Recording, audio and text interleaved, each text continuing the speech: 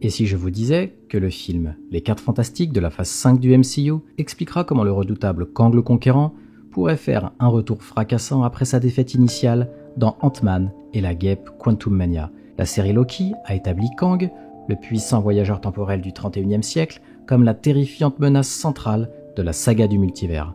Celui qui demeure l'a décrit comme un adversaire quasi imbattable, confirmant que dans un futur proche, il a détruit d'innombrables univers et vaincu une infinité de versions des Avengers. Pourtant, comme beaucoup, je suis sûr que sa défaite très surprenante face à Ant-Man à la fin de Quantum Mania a semé le doute sur son niveau de puissance réelle et sur la menace qu'il allait représenter pour le MCU dans le futur. Bien qu'aspiré dans son propre moteur multiversel à la fin du film, je pense maintenant qu'il est fort probable que Kang le Conquérant n'ait pas réellement été tué, mais simplement téléporté ailleurs dans le vaste multivers Marvel. Cette issue ambiguë, combinée aux récents problèmes juridiques de l'acteur, soulève de nombreuses interrogations sur l'avenir du personnage. Salut à tous et bienvenue sur House of Marvel pour une nouvelle vidéo. Aujourd'hui on va se plonger sur une théorie en rapport avec le retour de Kang le Conquérant dans les 4 Fantastiques. Préparez le café, installez-vous bien confortablement, je suis Julien et vous êtes sur House of Marvel. Que Marvel Studios décide de le remplacer par un nouvel acteur ou un méchant différent reste incertain. Cependant, si Kang devait revenir, une nouvelle itération pourrait donner vie à une version bien plus intimidante et convaincante du mégalomane maître du temps. Et cette renaissance pourrait survenir dès la même phase 5 qu'il l'a vu faire ses débuts fracassants, à savoir dans les 4 Fantastiques. En effet, le film, sur la première famille de Marvel, représenterait une opportunité narrative idéale pour réintroduire un Kang vengeur et plus menaçant que jamais. Dans les comics, bien qu'il ne soit pas leur descendant direct, Kang le Conquérant, de son vrai nom Nathaniel Richards, est un lointain parent de Reed Richards du 31e siècle. Cette connexion existe probablement aussi dans le MCU, où Kang pourrait provenir de la même réalité que l'équipe des 4 Fantastiques. Et je vois bien les petits malins dire que Reed Richards est blanc et que Kang est noir, alors sans rentrer dans les détails, il peut se passer beaucoup de choses en 1000 ans d'histoire pour une famille. Quantum Mania n'a pas révélé les origines exactes ni les motivations initiales de Kang avant son exil par le Conseil des Kang. Présenter son arrivée dans les 4 Fantastiques pourrait combler ces zones d'ombre cruciales en exposant ce qui l'a poussé sur la voie de la conquête multiverselle.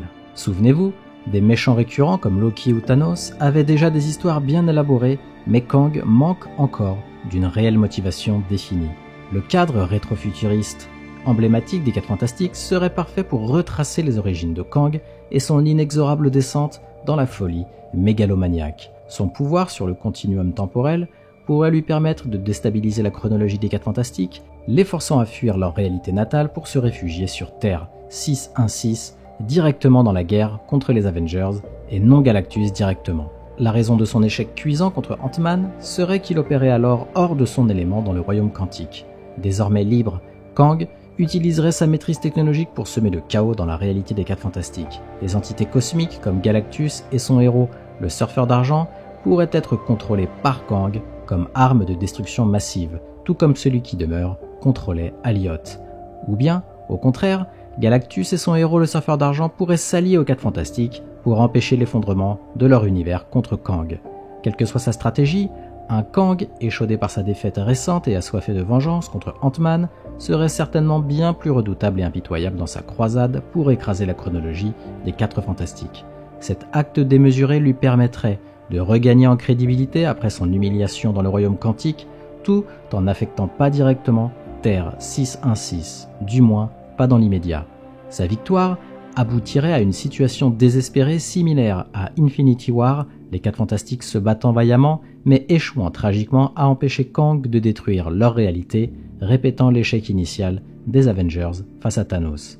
Leur chemin, forcément réunis dans cette guerre, d'inévitables tensions éclateraient entre les deux équipes, avec les 4 Fantastiques cherchant aussi à se venger personnellement de Kang.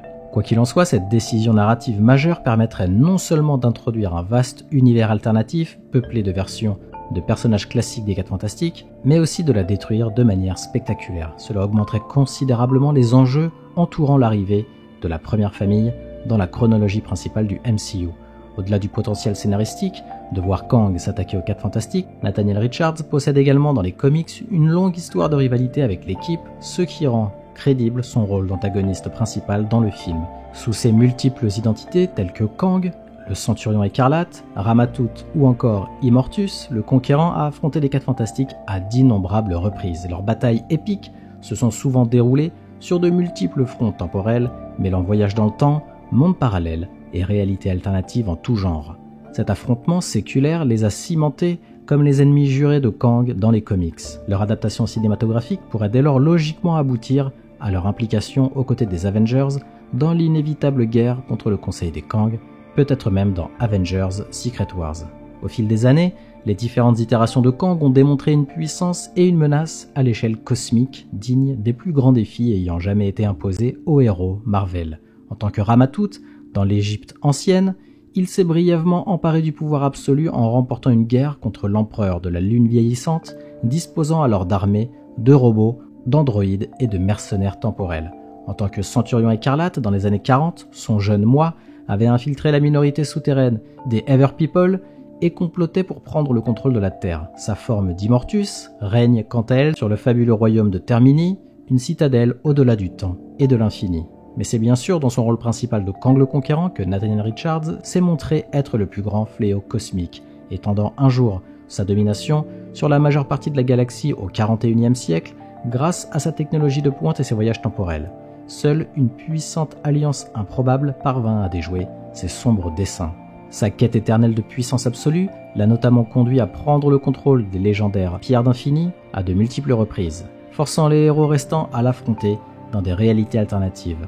Face à de telles preuves de son immense pouvoir à travers les airs, il semble évident que la version du MCU mériterait d'être encore bien plus crainte et menaçante qu'elle ne l'a été lors de ses prémices, qui étaient clairement décevants. Les 4 Fantastiques représentent donc l'occasion idéale pour redorer son blason de grand méchant cosmique. L'un des aspects les plus terrifiants de Kang demeure ses incalculables variants parallèles issus de nombreuses réalités alternatives du multivers. Le Conseil des Kang réunit ses doubles malfaisants en un front commun multipliant exponentiellement le danger que représente leur entreprise collective de conquête. En tout cas, ce qui est sûr, c'est que face à une telle menace protéiforme et insondable, il faudra réunir les Avengers, franchissant même les frontières du fantastique pour espérer un jour triompher du règne diabolique de Kang. C'est probablement l'un des plus grands défis narratifs qu'aura à relever le MCU dans les années à venir. En outre, les 4 Fantastiques, les Avengers, les Éternels, les Gardiens de la Galaxie et d'autres équipes iconiques devront certainement s'allier pour contrer l'ampleur du péril Kang. Un événement crossover d'une telle envergure donnerait lieu à des affrontements cosmiques et des carambolages temporels d'une échelle inégalée jusqu'ici dans le MCU. À vous de me donner votre avis maintenant. Que pensez-vous de cette théorie? Faites-le moi savoir en commentaire et n'hésitez pas à me faire parvenir les vôtres. J'adore les lire et en débattre avec vous et comme d'habitude, merci d'avoir regardé cette vidéo si elle vous a plu. Merci de la liker et de me donner votre avis en commentaire. Aussi, pour ne pas louper mes prochaines vidéos, abonnez-vous et activez les notifications. À la prochaine sur House of Marvel.